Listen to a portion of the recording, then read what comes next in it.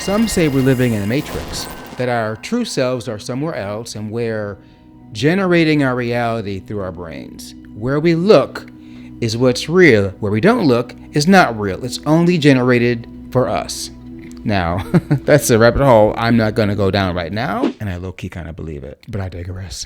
I will say, though, that in many ways it's true. Have you ever taken a picture and changed the frame, and not only the picture changed, the whole room changed? We can do that with our life challenges. Sometimes our biggest challenge isn't the lion itself, it's how we perceive it. So in a sense, our perception of the lions, our perception of the world, is generating our reality. If you ever get caught in the rain, you decide, is it a blessing on a spring day, or is it a nasty turn of the weather? Both are true. The interpretation is how we frame it. What if changing the frame of the lion changes how you decide to face that challenge?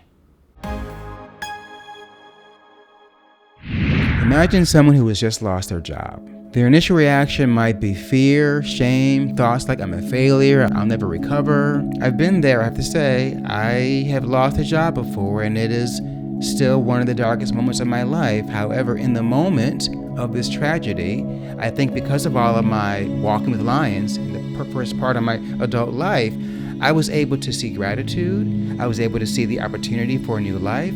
I was able to be grateful for the experiences I had and all the learning, and I knew that whatever came next was going to be a direct result of what I learned there. And it did. And in fact, I've reinvented myself a number of times since then, and that is now a blip on the radar as opposed to a life-changing incident. I've even reframed how I think about it looking back at it.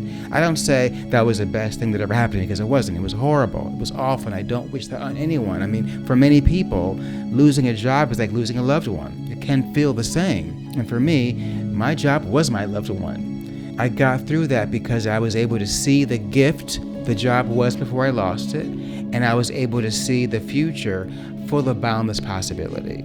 I was scared, I was depressed, I went through quite a couple years of darkness, but I found my way, and here I am. I reframed that, and I walk with that lion. This shift in perception can change everything, and for me, it certainly did. Now let's be real. I don't mean to trivialize termination. Losing a job is a really big deal. Grief from losing a job can turn into a long-term mental health crisis. Yeah, it can. It certainly did for me. I manage it. This is the power of cognitive reframing. Reframing is one of the most powerful ways to walk with lions. It's the process of shifting your perspective, which can fundamentally change how you experience your challenges. I quote the Stoics all the time: we can suffer more in our minds than the situation that might be confronting us. Self-doubt, for example, is not an objective truth. It's a matter of perspective. We control the perception, and our perception creates the reality that we experience. Perspectives can be changed. We are at choice in how we perceive everything. When we change how we define or perceive a challenge, we lessen our stress response, reduce fear, and build a better relationship with our struggles. I call them lions. Life challenges, unchanging circumstances. It's more than a metaphor, it's a way of life. I've walked with many lions, and I'm here to help you walk with yours. This season is a deep dive into walking with self-doubt. Check out the description below for a list of all the episodes in this season. Although they work great in order, feel free to skip around and choose the topics that most interest you. In episode 1, we introduced the universality of struggle and how that can bring us together and fortify ourselves to face our lions. We explained that by watching how others walk with their lions can be an inspiration and help us walk with ours. We're a community, one planet, one tribe, one world, all walking with major lions every day. We can learn from each other, be together, and get through these challenging times with each other. This understanding gives us the courage and strength to face our fears and face our doubts. We explored how recognizing the shared human experience connects us and gives us strength to face our fears and doubts. In this episode, we're exploring one of the most effective ways to walk with our struggles: reframing. Before we get into some useful action items and a deeper dive into reframing self-doubt, let's start with a story. A woman I once met described how her self-doubt paralyzed her. She worked in a competitive corporate environment and constantly felt she wasn't good enough. Every day she compared herself to others, convincing herself that she was the weakest link. Through therapy, she began to reframe her thinking. Instead of seeing her challenges as proof of inadequacy, she started viewing them as opportunities to learn. To do that, she had to list her gifts and the parts of her job she was good at. That was her evidence. She had to manage the voice in her head that was telling her that her coworkers saw her inadequacies and chatted about them negatively. Maybe they did. People can be pretty terrible. There was no way to know. Even if they were, that was a lion she could not control. She had to walk with the unknowing of how she was perceived. We can't know what they're thinking. Even when they tell us what they're thinking, we don't know if they're lying. We don't know what others are thinking. We waste a lot of time worrying about what others think. I felt for her. I've been in her shoes many, many times. More times than I care to admit, actually. All that really mattered were those responsible for her direct deposit. Don't forget that. Let your coworkers chat. Doesn't matter. What matters is the work that you do. If she was really failing at her job, she would have been put on a corporate improvement plan. That didn't happen. In this case, there was no evidence she was failing at her job. In fact, there was no evidence that anyone was paying attention to her perceived inadequacies. It took a while, but free of that anxiety, each mistake became a stepping stone, and each challenge became a lesson. This allowed her to be aware of doubt without letting it derail her thinking. The doubt didn't totally go away, but their presence was less powerful. Over time, she stopped fearing the lion and started walking alongside it. Reframing her perceived reality opened the door to the rest of her life.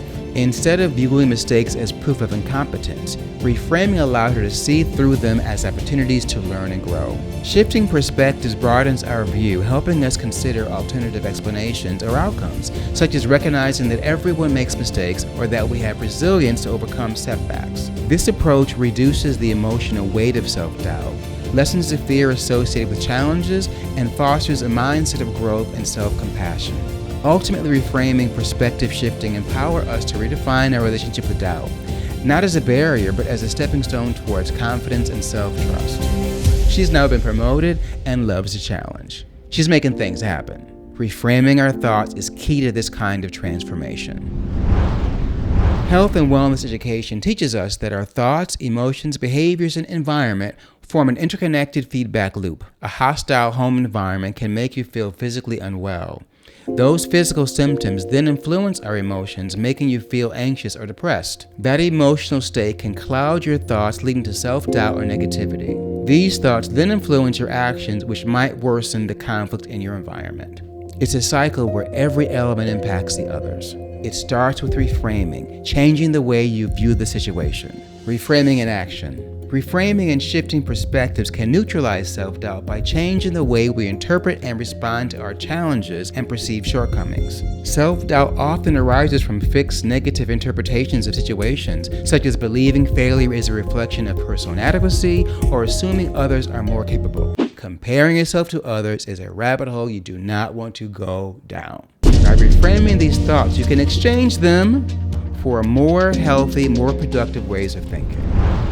Perspective taking is a crucial part of reframing. It means stepping outside of your usual way of thinking and considering alternative viewpoints. This doesn't mean abandoning your beliefs or values. It means opening your mind to possibilities you might not have considered. Sometimes cultural identities or past experiences can make us resistant to new perspectives, but when we overcome that resistance, we find opportunities for growth and for transformation. Breaking down challenges. Reframing also means putting challenges into context. Ask yourself, what emotions am I feeling in this situation?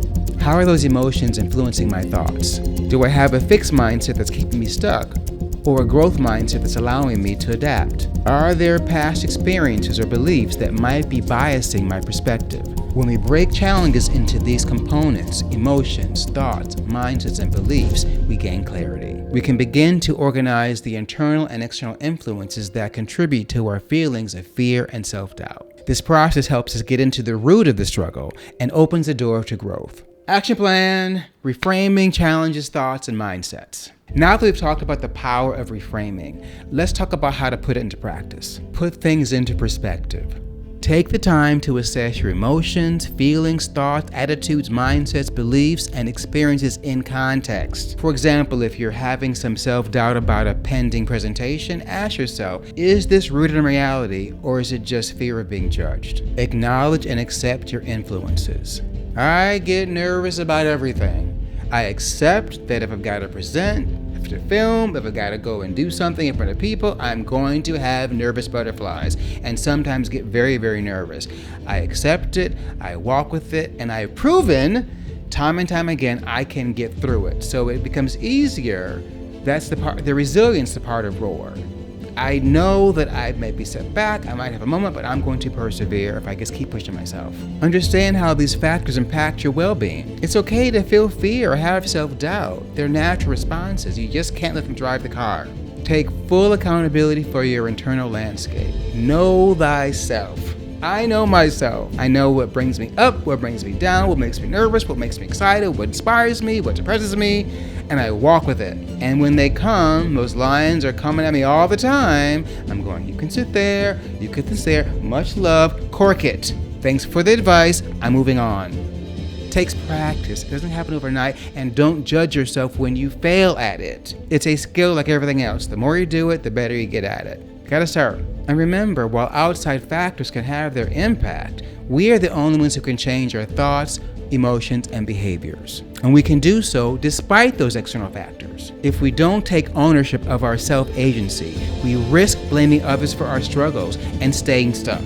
People are throwing their pain at other people, denying the fact that they've got to go inside and have a look, have a feel, have a love, make peace with your landscape. You walk with that lion, it becomes easier to manage the situation you find yourself in. It is okay to be conflicted. It is okay to find yourself in a bumpy situation. That is what life is. It is not rainbows, gumdrops, and bluebirds. It is some serious stuff going on every day, all day. We decide how we interpret it. We decide how we walk with it. Ask yourself, what's preventing me from an open mind and heart? Be honest and non-judging.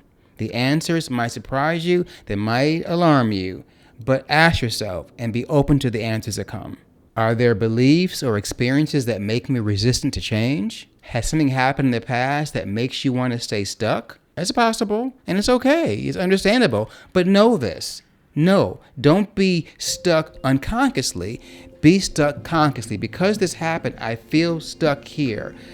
I can decide to stay stuck consciously and be present about that, or I can say, I want to be stuck because of what happened, but I'm going to move forward anyway and know that I have the resilience to whatever the outcome may be. Practice perspective taking. Explore alternative viewpoints by asking, what other ways can I look at the situation? Is the glass half empty or half full? Is it a wet, nasty, rainy day, or is it a blessing from Mother Nature? Test yourself. How would my emotions, thoughts, and actions change if I adopted a different perspective? If I walked in the blessing of Mother Nature, what might that day be like? If I walk in a nasty, rainy day, what is that day going to be like? Really experience that in your imagination and your thinking and reflecting. What resources do I need to act in this new perspective? Acknowledge your identity. Opening your mind to new perspectives doesn't mean abandoning your identity or self-worth. It means enriching your understanding of yourself and the world around you. According to AMP Creative, there are many benefits to perspective taking. Counteracts expressions of bias, decreases implicit bias, reduces the expression and accessibility of social stereotypes, increases the positivity of group-based judgments, decreases in-group favoritism, increases team creativity, stabilizes marriages, improves conflict resolution, and creates successful leaders. Now that sounds very corporate, but it's true. That's what it does. But for us, it gives us our lives back. We are not held hostage by self-doubt and fear. We can coexist with fear. We can coexist with self-doubt. We can face our challenges and move forward despite what is happening in our heads. We forgive ourselves for being human. We forgive ourselves for having a human experience. And we say, I'm going to fortify myself with my reality that I create. And I'm going to take my life and my agency and I'm going to move forward the way I see fit. I am not a victim of my circumstances. I'm at choice. I am in charge of my life.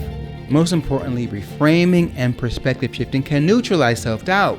In episode 1, we learned the idea of walking with life challenges. In this episode, we take those challenges, reframe them, shift our perspective, and it makes them easier to walk with. It neutralizes self-doubt and can give us the fortitude that we need to move forward in our lives. We're not suppressing them. We're not ignoring them. We're not running. We're not hiding. We're not freezing. We're not fighting.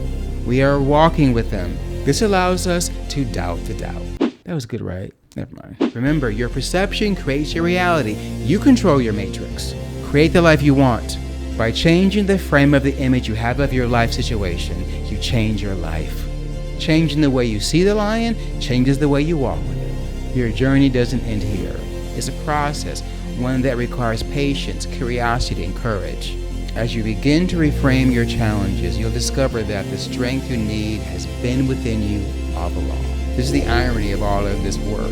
It's already within you, always been within you, and always will be. You just have to access it and own it, mold it and fortify it, and step forward with it. Takes a long time. Get to work on it. Life is better when you reframe. Life is better when you can shift your perspective. Life is better when you can control and shift your matrix. Okay, people, let's be real. This ain't easy, but it is a part of life. Let's do it together. Have a look in the description for a list of episodes in this season. You'll also find links to further exploration of all of these issues from experts and other articles that I found. Keep a lookout for episode 3, Walking with Fear. It'll be there once posted, and the full list of episodes will be there to my right. Are you ready to embrace your roar, your capacity for reflection, optimism, authenticity, and resilience? Your lions are waiting. Let's learn to walk with them. One planet, one tribe, one world, and love and light. I will see you there.